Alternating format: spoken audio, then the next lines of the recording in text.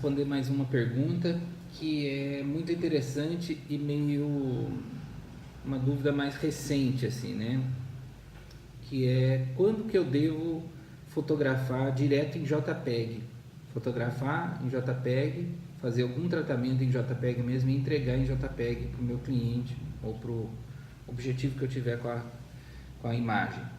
Até bem pouco tempo, era meio unanimidade assim entre os fotógrafos profissionais, você fotografa em RAW, que é o arquivo cru de mais qualidade da sua câmera, processa essas fotos no Lightroom, no Photoshop ou no Capture One.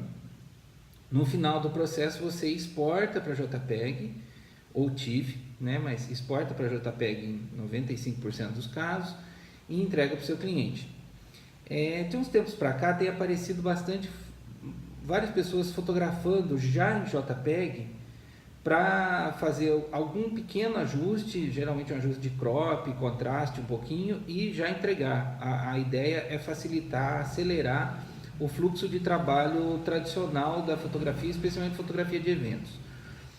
O que acontece é o seguinte, que uma das grandes vantagens do RAW, do arquivo cru, é que as margens de manobra para tratamento são muito maiores. O arquivo cru da sua câmera tem um alcance dinâmico maior, padrão de cores muito mais amplo do que o JPEG. O JPEG é um arquivo bem leve, universal, de uso universal, mas ele já é comprimido, vamos dizer assim, ele já é simplificado em relação ao que era o arquivo RAW cru da sua câmera, né? Mas essa nova onda de arquivos JPEG, fotografar meio pronto e fazer algum tapinha só na foto e já entregar para o cliente, essa ideia ganhou força com as câmeras sem espelho, as câmeras mirrorless. Tanto a Sony quanto a Fuji quanto a Olympus produzem câmeras sem espelho muito boas que tomaram a dianteira aí do mercado recente.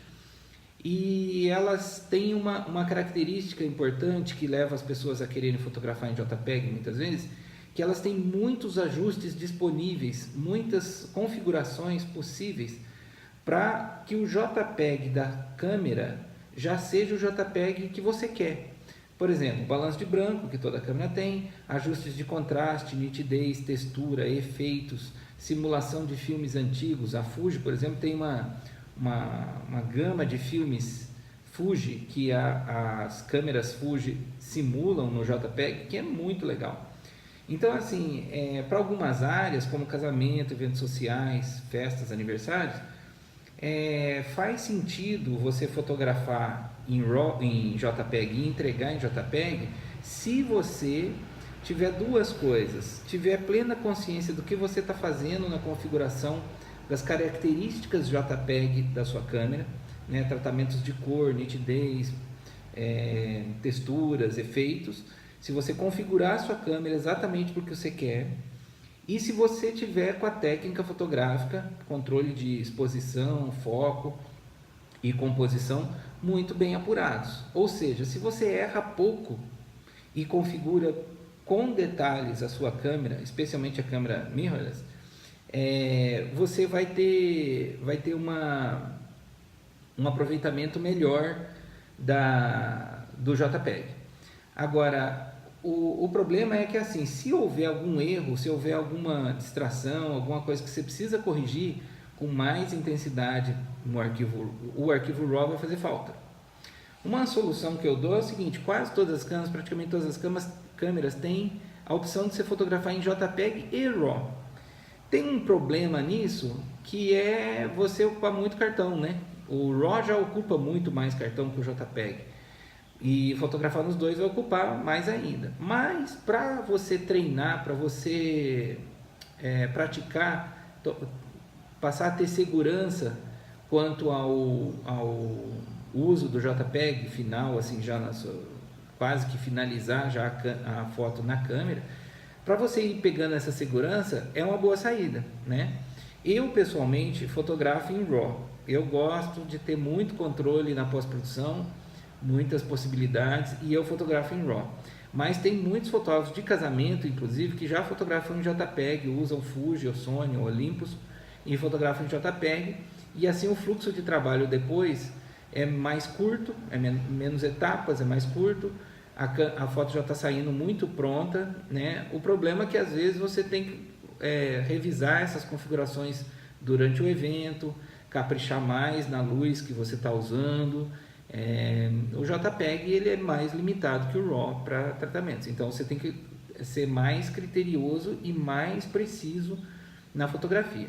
Agora, tem algumas áreas da fotografia, como o fotojornalismo, por exemplo, que não exigem necessariamente um acabamento da foto tão sofisticado, tão detalhado quanto uma festa de casamento exige. Então, alguns níveis de fotojornalismo, algumas áreas do fotojornalismo, fotografa-se em JPEG, porque você já fotografa, já manda pela internet para o jornal, para a agência de comunicação que você está trabalhando, e isso já está praticamente pronto para publicação. Agora, existe uma verdade que é a seguinte: qualquer imagem, mesmo uma imagem feita num celular básico, ela pode ser melhorada do ponto de vista de acabamento se você fizer uma pós-produção nela, passar pelo Lightroom, pelo Capture One ou pelo Photoshop.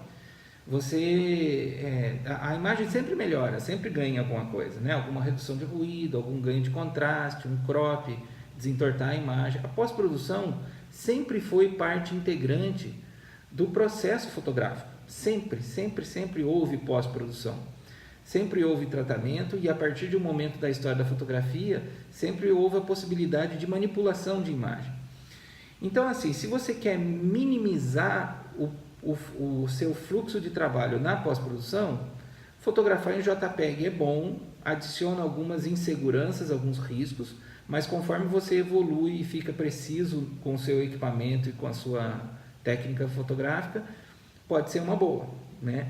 A minha sugestão é que você, se quiser partir para esse lado, vá trabalhando nas duas áreas, fotografa RAW e JPEG ao mesmo tempo, para você ir medindo se você está ficando bom no negócio, tá? Eu prefiro ter mais controle e ficar protegido de possíveis erros, fotografando só em RAW. Eu não fotografo em JPEG, raramente eu fotografo em JPEG.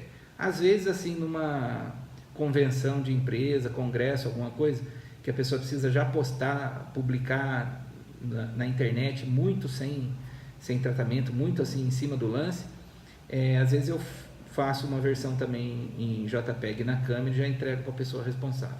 Mas é a exceção. Eu gosto de fotografar em RAW porque as possibilidades são as maiores. Apesar disso, eu já deixo minha câmera bem ajeitada, bem configurada, para que aquele JPEG que eu vejo na tela, porque na tela da câmera a gente está sempre vendo um JPEG, inclusive quando fotografa em RAW, aquele JPEG que eu estou vendo na tela já seja um JPEG bem agradável e que me dê uma boa noção do que está acontecendo ali, tá bom? Mas essa é uma dúvida que aparece de vez em quando e espero ter atendido. Uma outra dificuldade do JPEG, que talvez para algumas pessoas seja importante, é que assim, você não consegue fazer um TIFF a partir de um JPEG, mas você consegue fazer um TIFF a partir de um RAW. E o TIFF é um arquivo muito interessante, porque quando você vai mandar foto para uma agência de publicidade ou para um designer gráfico, alguém que vai cuidar da capa de um livro, de uma revista, alguma coisa assim, o TIFF é uma ótima opção, porque é um arquivo pixel muito editável, muito mais editável do que o JPEG, mas não é tão editável quanto o RAW, não é o RAW, é um arquivo em pixel já. E então o TIFF para algumas áreas como publicidade, propaganda, moda, é um arquivo importante, e você não consegue fazer um TIFF a partir de um JPEG, consegue fazer a partir de um RAW, e alguns fotógrafos guardam seus acervos em TIFF Profoto. E o arquivo entregue para o cliente é um JPEG sRGB, né, que é o mais prático, mais leve, mais usado. Então é isso, tá bom? O próximo vídeo a gente vai falar sobre um assunto interessante, que é como fazer uma foto de um lugar pequeno sem usar uma grande angular, né? Tem uma solução interessante que não serve para todos os casos, mas para muitos casos serve. Então o nosso próximo vídeo é isso: como fotografar num lugar bem apertado, bem pequeno, sem ter uma grande angular, uma 50 milímetros, por exemplo. Tá? Então até a próxima. Espero que tenha sido útil.